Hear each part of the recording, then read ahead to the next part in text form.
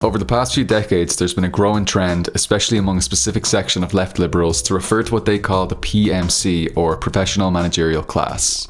The term was coined by John and Barbara Ehrenreich in the 1970s and is perpetuated by modern social democrats like Adolf Reed Jr. Use of the term bears the attractive characteristic of appearing at a cursory glance to be rooted in a systemic Marxist class analysis, but without the baggage that proletariat and bourgeoisie carry.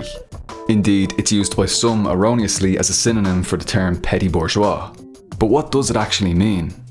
According to the Ehrenreichs, the professional managerial class are salaried mental workers who do not own the means of production and whose major function in the social division of labour may be described broadly as a reproduction of capitalist culture and capitalist class relations. But is it fair to exclude from the proletariat heavily exploited public sector teachers, nurses and other professionals who often make less than minimum wage, are forced to work excruciatingly long hours, often unpaid, and are often at the forefront of militant workers' struggles? Actually, forget the question, is it fair to exclude them? Instead we have to ask, does it make political sense to do this? Whose interests might it serve to cordon these workers off from the rest of the working class? I'll assume that you've heard of the divide and conquer strategy.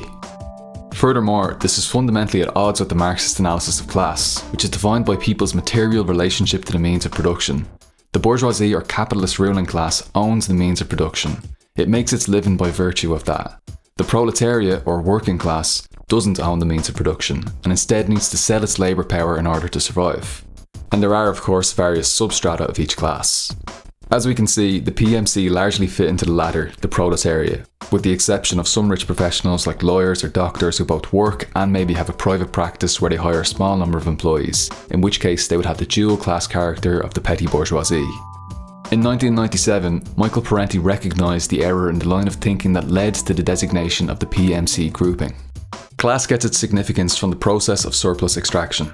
The relationship between worker and owner is essentially an exploitative one, involving the constant transfer of wealth from those who labour but do not own, to those who own but do not labour. This is how some people get richer and richer without working, or with only doing a fraction of the work that enriches them, while others toil hard for an entire lifetime only to end up with little or nothing. Both orthodox social scientists and quote left ABC anathema class theorists treat the diverse social factions within the non-capitalist class as classes unto themselves. So they speak of a blue-collar class, a professional class and the like. In doing so, they claim to be moving beyond a quote reductionist, Marxist dualistic model of classes. But what is more reductionist than to ignore the underlying dynamics of economic power and the conflict between capital and labour? What is more misleading than to treat occupational groups as autonomous classes, giving attention to every social group in capitalist society except the capitalist class itself, to every social conflict except class conflict? Both conventional and quote left ABC theorists have difficulty understanding that the creation of a managerial or technocratic social formation constitutes no basic change in the property relations of capitalism, no creation of new classes. Professionals and managers are not an autonomous class as such. Rather, they are mental workers who live much better than most other employees, but who still serve the accumulation process on behalf of corporate owners. Parenti was correct in calling out the blue-collar class, the professional class, and so on. The same level of scrutiny should be applied to other terms used by liberals such as the welfare class and the political class. Put simply, these aren't classes, just like the professional managerial class isn't. In fact, Karl Marx himself discussed the roles of managers and professionals as part of the proletariat in the appendix to Capital Volume 1. Some work better with their hands, others with their heads. One is a manager, engineer, technologist, etc. The other is overseer.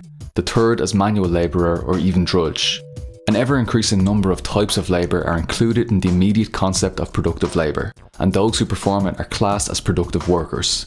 Workers directly exploited by capital and subordinated to its process of production and expansion.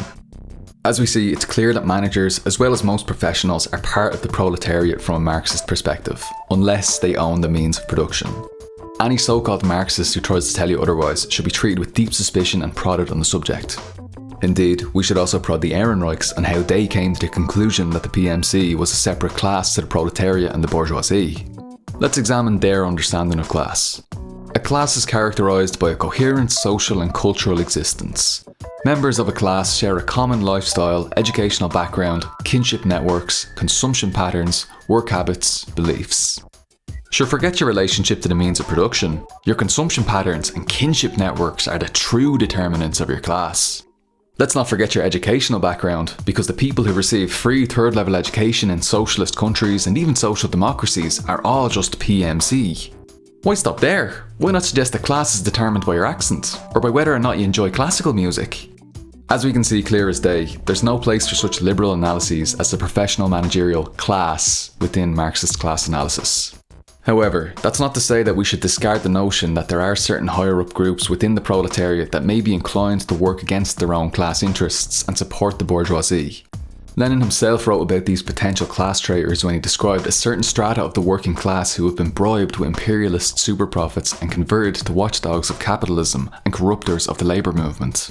This is definitely an issue, and it's been addressed at length already within the Marxist canon. You can look into the labour aristocracy and related groups for more on this. To wrap up, not to be rude, but the PMC is the voice of pseudo-Marxist nonsense.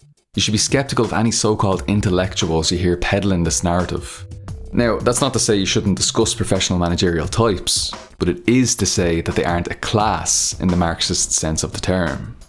Thanks for watching. Thanks especially to Michaela Schmid, Rare Hero, Luke Oken, William Leach and the rest of my patrons. If you have $1 or $2 to spare per month, please consider donating on Patreon. Cheers everyone, slán go fóill.